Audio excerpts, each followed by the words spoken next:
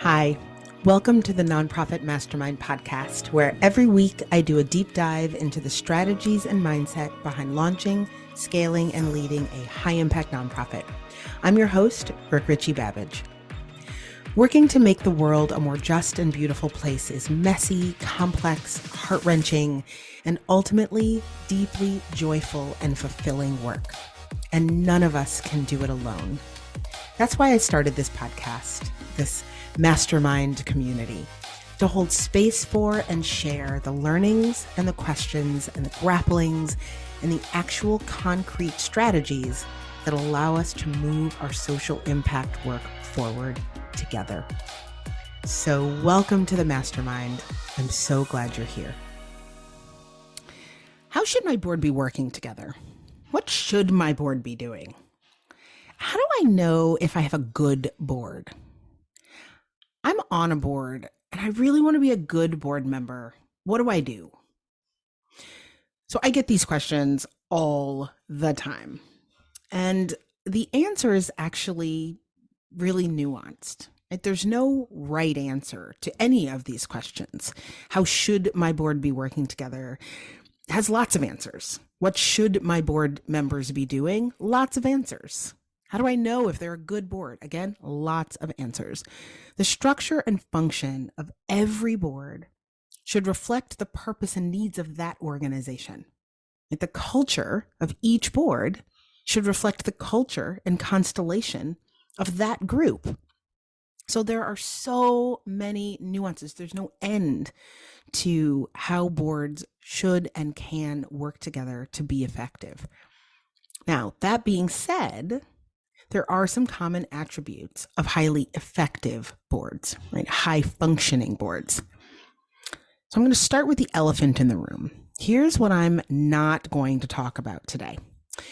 When we think about boards and engagement, our minds almost always go to fundraising. Very important, but not the magic. A truly effective and high impact board has its own special magic. Now, I'm not saying that resource generation is not part of what is expected of a board member. Lots of negatives there. I'm going to try that again. Fundraising and resource generation are absolutely part of what is expected of a board member on a high functioning, effective, high impact board. I believe that. And there's so many conversations to have about what kind of fundraising and what the role of fundraising is. I will not wade into that very murky water right now in this podcast episode. What I will say is that when I say fundraising and resource generation, I do not just mean asking for money, right? I think fundraising is far more expansive than that. And I think there's a way into bringing in resources for an organization for every single board member, and that it can look like lots of different things. And I think a large part of our conversations about boards and fundraising are problematic because they are not as expansive and generative in how they articulate and define and think about fundraising. Okay, that's my rant. I'm not actually going to talk about that in this podcast. I think that when we talk about what really lies at the heart of a high functioning board, the practice and activity of fundraising is actually an outgrowth of something much deeper. By stepping up as board members, there is this group of people who have said, I care about this mission. I am passionate about this mission, this issue, this work, and I am volunteering to bring my talents, my skills, my interests, my energies, my connections, to bring all of these to bear for this mission because I care deeply about it. Externally, truly connected and engaged board members are the organization's fiercest cheerleaders and most vocal ambassadors. Internally, they are the executive director and the staff's most powerful co-strategists and thought partners. They are under the tent, fueling the mission as part of the team. And they play a different role than the staff and the executive director.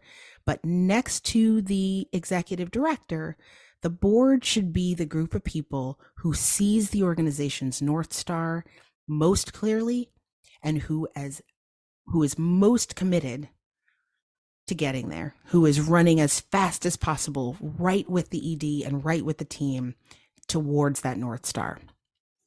That's the special magic of a really effective, high impact board. Now, what lies at the core of this is a strong board culture rooted in a special kind of way of working together, a special kind of trust called trust for action. Now, those of you who have worked with me, who have seen many of my free trainings, I've talked about this idea of trust for action. It's something that means a lot to me, that I have come to understand through other work that I've done in other spaces. I learned about this idea of trust for action when I was helping to design a really amazing action network here in New York City called the Sterling Network. Now, that's also a whole other experience that I'm not going to get into today, but suffice it to say, an action network is a fascinating vehicle for bringing about systematic or systemic change. And I'll talk about that actually on this podcast in a later episode. But that was that network work, working with a very large, diverse group of people across difference, trying to work collectively despite our different perspectives on things, was my introduction to this idea of trust for action. And I came to understand that it's actually at the foundation of any high functioning group or team that has to carry out some purpose together. Without this particular type of trust, your board's not going to grow. You're going to struggle to coalesce and govern together as a group without the executive director pulling and prodding and leading the way.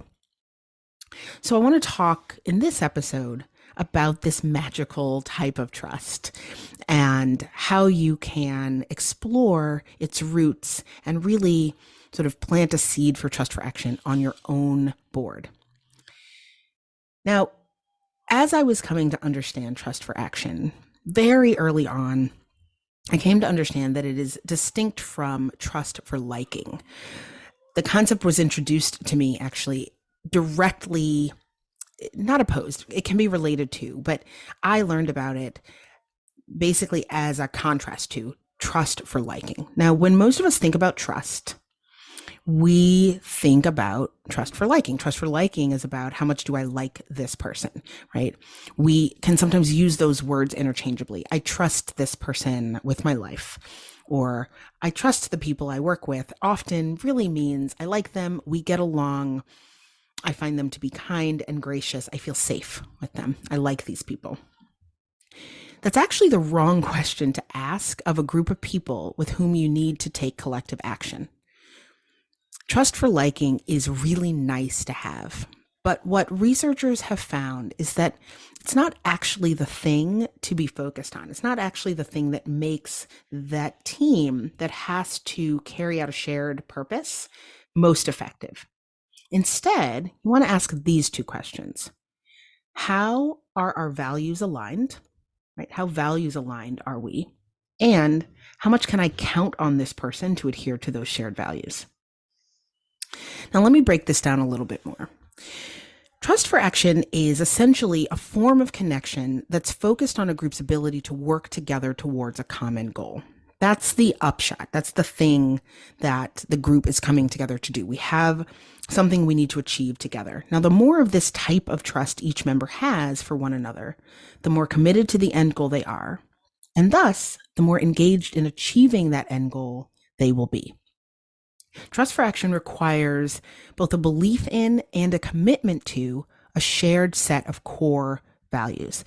It's this common set of beliefs that allows people with different life experiences, different perspectives, different approaches to work to come together and work together effectively despite their difference. Because ultimately, at the root, they are sharing this common set of values.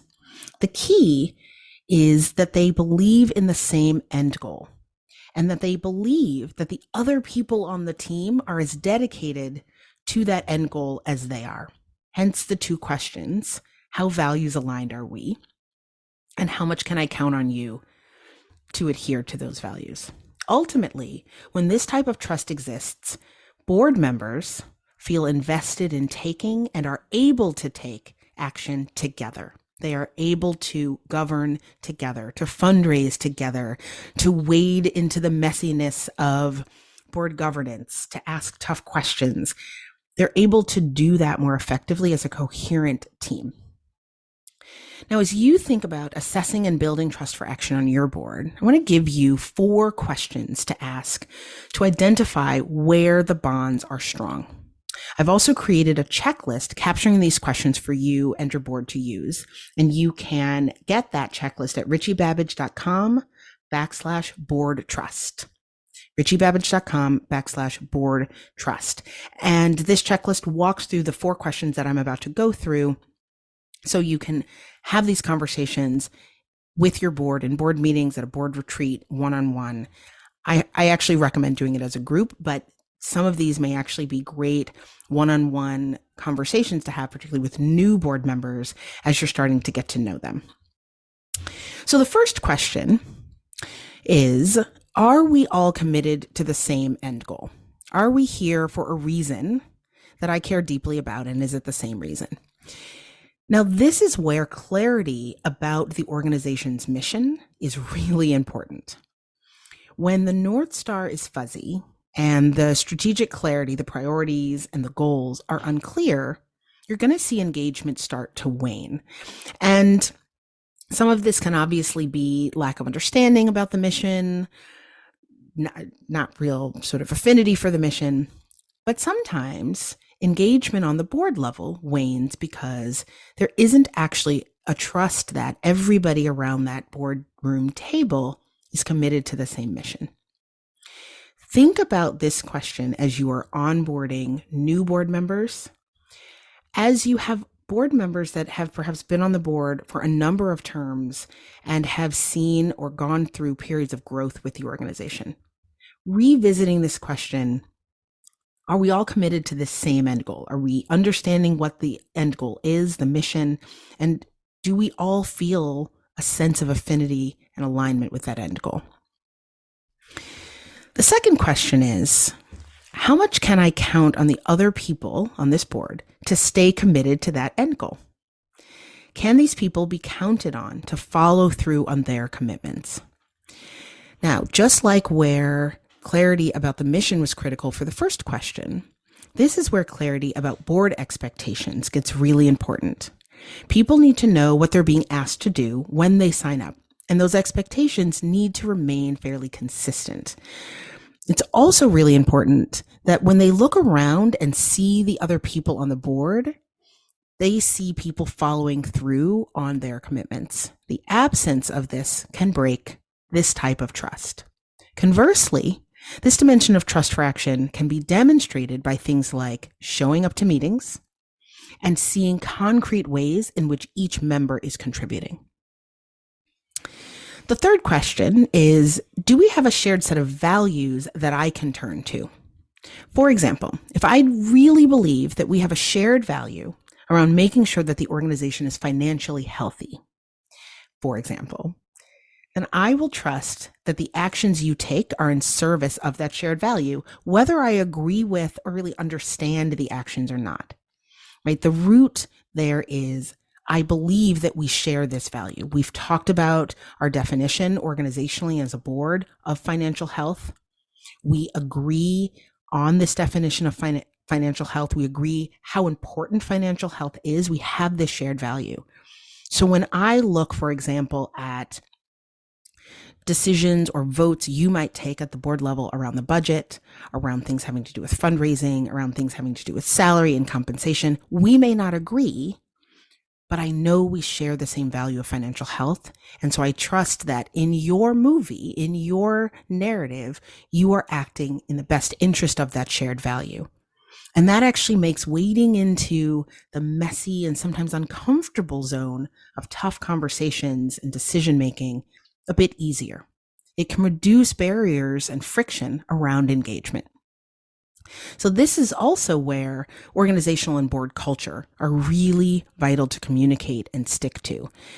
Really, more often than should be the case, boards bring people on for reasons that aren't about being a right fit for the organization, right? They have a big name or a big network, none of those necessarily support trust for action, and they can actually undermine it. If the person's values don't align with the way that the board works or the way the organization executive director leads, for example, their style, their priorities, then you're very often going to struggle to keep that board member engaged. Even if they have all the talking points and they come to all the meetings, they're simply not going to feel that they belong, right? This set of underlying shared values is missing. The fourth question is, am I able to bring value to this endeavor? This is about each board member having a belief in their own value on the team. And it is a really critical part of trust for action.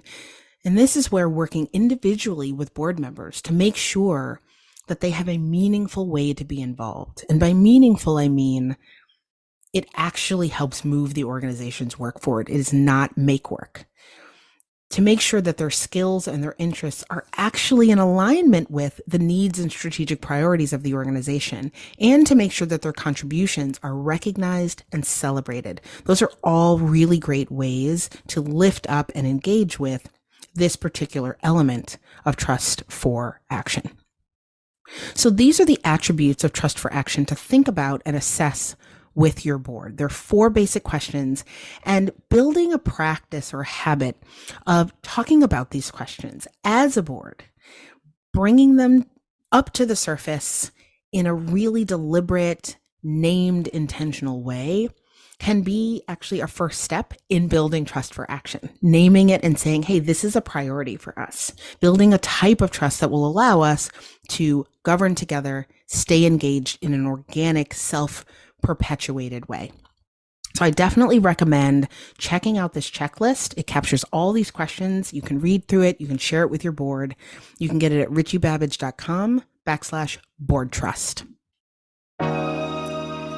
Thank you for joining me for this week's episode of the Nonprofit Mastermind Podcast. If you liked this podcast, I would also love for you to subscribe on Apple, Spotify, or wherever you listen to your podcasts. And if you think that what we talk about here could benefit another leader in your life, please share with your friends. Finally, if you'd like more leadership in your life, you can sign up for my weekly 5-minute read Leadership Forward 321 newsletter. I send articles, resources, and inspiration every week curated around a leadership theme to help you lead your nonprofit better. You can sign up at richiebabbage.com/leadership forward 321. That's it for this week. Thank you for joining me, and I'll see you back here next week for more Mastermind.